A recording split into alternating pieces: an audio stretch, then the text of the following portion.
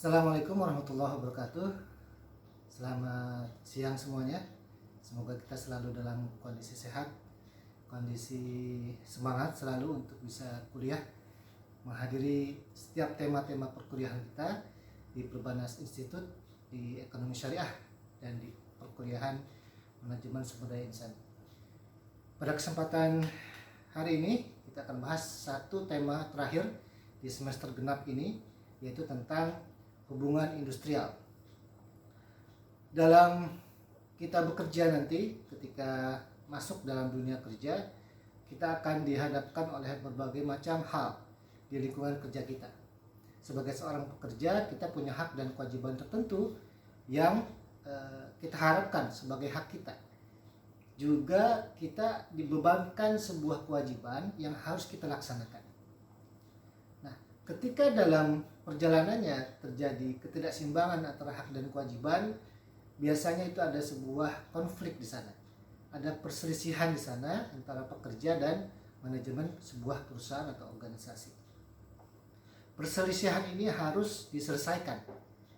Nah, cara menyelesaikannya itu ada dalam sebuah ilmu dalam manajemen sumber daya manusia, itu adalah bab tentang hubungan industrial. Ya, kita akan bahas kurang lebih ada 4 hal tentang tema pada hari ini, yaitu overview tentang hubungan industrial, lalu kemudian hakikat keberadaan serikat pekerja, lalu tahapan hubungan industrial, dan terakhir adalah arbitrasi. Secara definisi, hubungan industrial adalah hubungan semua pihak yang terkait atau berkepentingan atas proses produksi barang atau jasa di suatu perusahaan. Nah, hubungan ini harus rasi dan harmonis, harus dijaga. Kenapa? Karena ini berhubungan dengan keberlangsungan sebuah usaha atau organisasi. Karena bagaimana mungkin ketika pekerja atau pegawai dan manajemen itu berselisih, maka dia tidak akan bisa menjalankan roda organisasi atau perusahaan. Yang terjadi adalah akan terjadi konflik yang mungkin tidak berkesudahan dan berkelanjutan terus, sehingga tujuan-tujuan perusahaan bisa tidak tercapai. Ya, operasional perusahaan akan terganggu, sehingga bisa jadi pendapatan akan terganggu. Nah, seperti itu. Maka dia harus dijaga. Nah, dengan ilmu ini diharapkan hubungan antara manajemen dan pekerja itu bisa berjalan dengan harmonis dan serasi.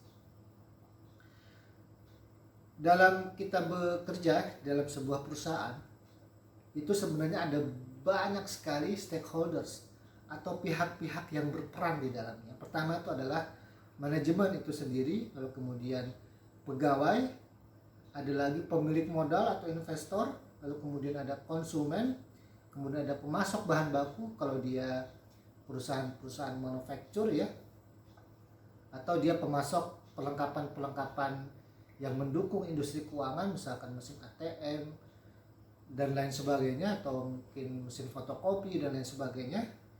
Kemudian distributor sebagai pihak ketiga yang mendukung operasional perusahaan.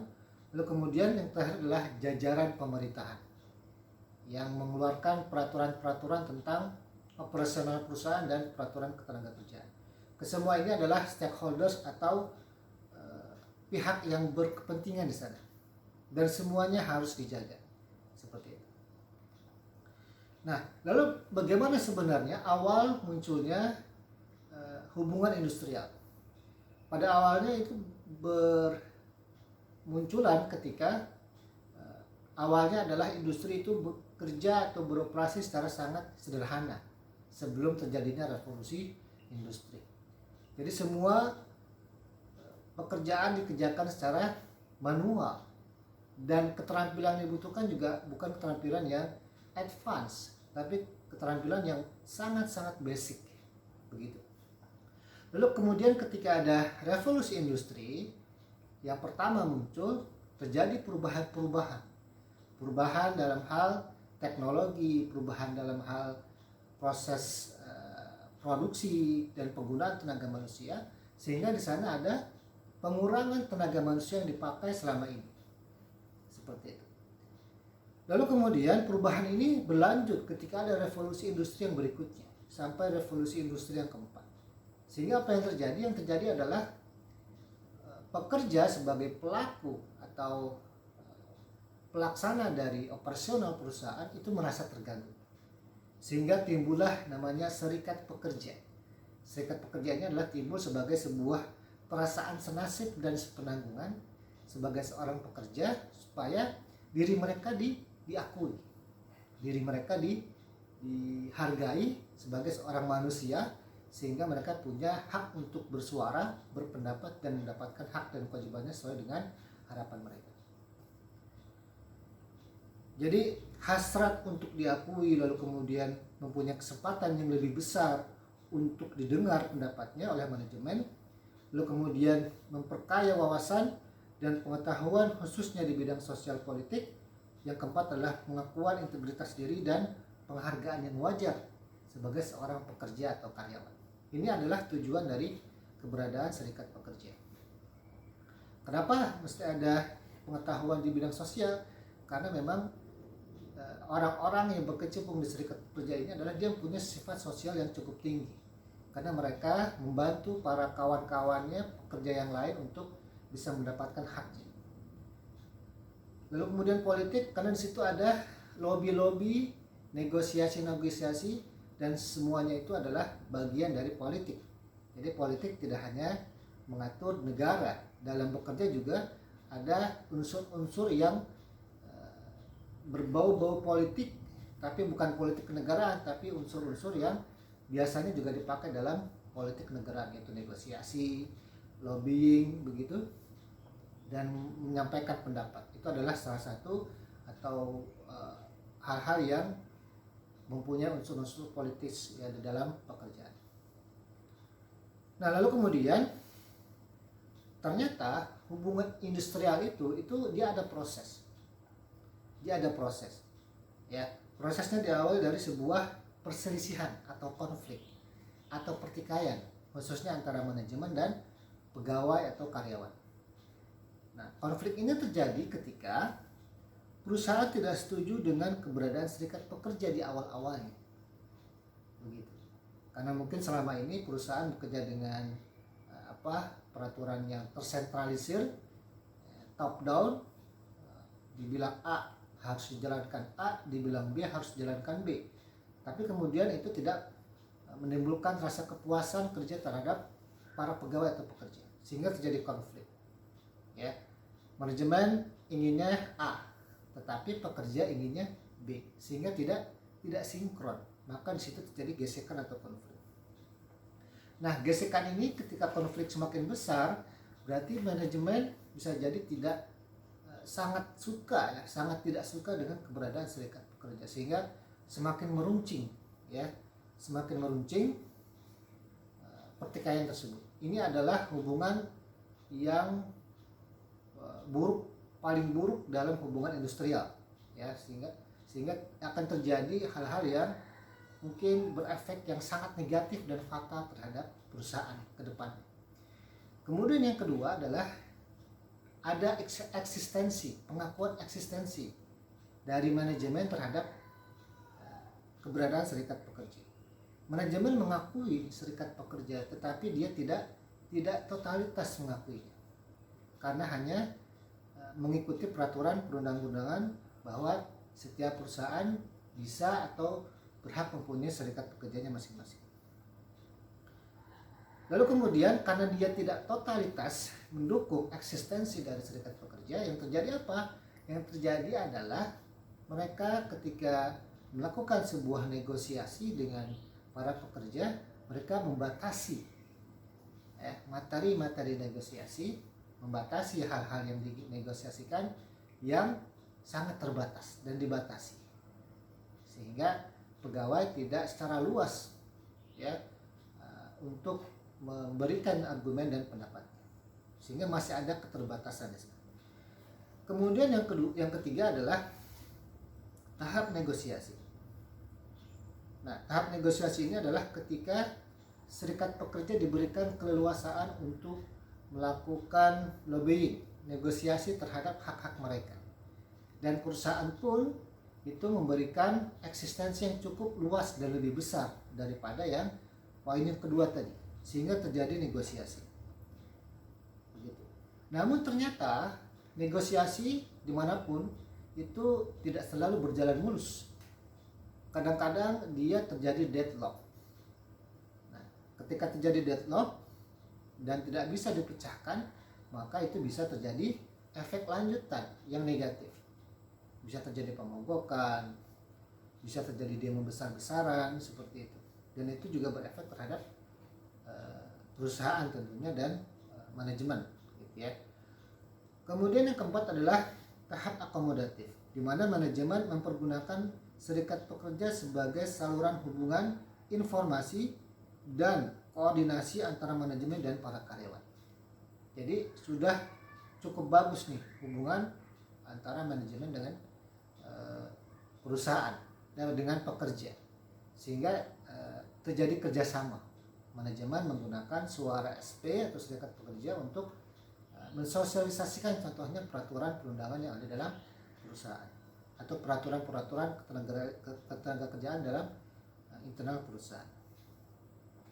Lalu kemudian ketika ada sesuatu yang perlu diluruskan, perlu didapatkan penjelasan, maka atau mungkin ada konflik-konflik, gesekan-gesekan, maka itu bisa dinegosiasikan atas dasar sikap saling menghormati, bukan untuk menang sendiri dan menjatuhkan lawan bicaranya atau lawan negosiasinya.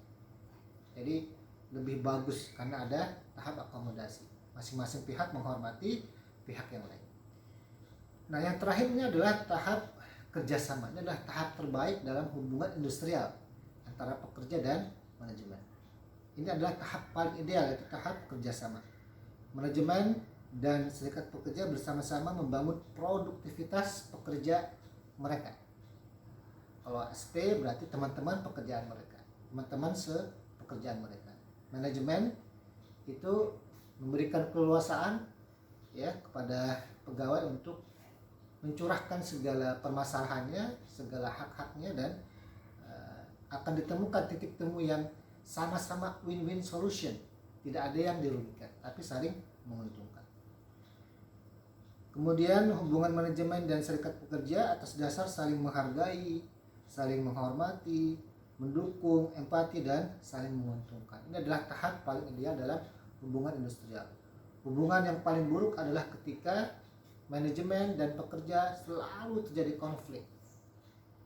Tetapi paling bagus adalah tahap kerjasama. Tetapi memang ini tidak semuanya bisa melakukan sampai tahap kerjasama. Karena biasanya itu ada hal-hal tertentu dia ada saja gesekan-gesekan di dalam perusahaan. Ya, nah itu harus diselesaikan. Ya, bagaimana cara menyelesaikannya? Bahwa ketika terjadi gesekan dan pertikaian, bahkan mungkin perselisihan yang cukup kuat dan bisa berefek negatif yang besar terhadap perusahaan, terhadap manajemen, bahkan terhadap pegawai, bahkan mungkin secara luas terhadap masyarakat efeknya, maka perlu diselesaikan. Siapa yang menyelesaikannya? Yang menyelesaikan itu adalah pihak arbitrasi. Ya, apa arbitrasi? Itu adalah sesi dengan pendapat dan penentuan sesuatu hal yang dipermasalahkan oleh dua pihak yang bertentangan oleh seseorang atau beberapa orang dipilih untuk membantu mencarikan penyelesaian. Jadi fungsinya adalah sebagai penengah, ya, mediator antara pihak A dan pihak B. Arbitrasi itu ada di tengah-tengahnya untuk menjembatani permasalahan dari dua pihak ini. Nah, arbitrasi industrial dimaksudkan untuk menyelesaikan permasalahan dan perselisihan antara pekerja dan manajemen, karena mungkin tadi ada deadlock, negosiasi tidak mencapai kesepakatan, maka dia perlu arbitrasi. Nah, apa aja sih sebenarnya faktor pemicu perselisihan kalau misalkan kita dalam dunia kerja? Pertama itu adalah upah dan gaji. Itu yang paling sering terjadi perselisihan. Apalagi kalau ada undang-undang baru, kemudian ada perubahan tentang skema gaji dan upah. Itu biasanya menjadi tantangan besar ya bagi pemerintah sebagai pembuat kebijakan, dan khususnya adalah perusahaan di mana mereka yang harus membayar kepada pegawai atau buruh ya. Lalu kemudian adalah jam kerja. Lalu kemudian adalah syarat-syarat kerja, dan terakhir adalah kesejahteraan sosial, kesehatan, tunjangan anak istri, tunjangan hari tua, dan lain sebagainya. Ini 4 hal yang biasanya menjadi konflik pemicu dari hubungan industrial dari sebuah perusahaan, dan perselisihan bisa ada di sana. Lalu apa kemudian tujuan arbitrasi? Tujuannya adalah agar organisasi terdapat hubungan yang serasi dan mencegah timbulnya situasi tertentu yang buruk yang akhirnya menimbulkan kerugian kedua belah pihak. Contohnya apa? Pemugakan kerja, penutupan perusahaan, bahkan yang paling buruk itu adalah kerusuhan. Kalau kerusuhan dalam perusahaan mungkin masih bisa terkontrol, tapi kalau sudah meluas kepada masyarakat, maka itu sudah menjadi kerusuhan sosial, bukan kerusuhan profesional lagi, tapi kerusuhan sosial. Nah, di sini peran pemerintah punya andil dalam pertikaian perburuan. Apa saja? Membuat peraturan atau perundangan tentang hubungan industrial dan cara penyelesaiannya yang efektif. Kemudian yang kedua adalah mengawasi pelaksanaan peraturan tersebut. Yang ketiga adalah mencegah perselisihan perburuhan, dan yang keempat adalah menjadi mediator dalam perselisihan jika perselisihan itu tidak bisa dihindarkan. Begitu.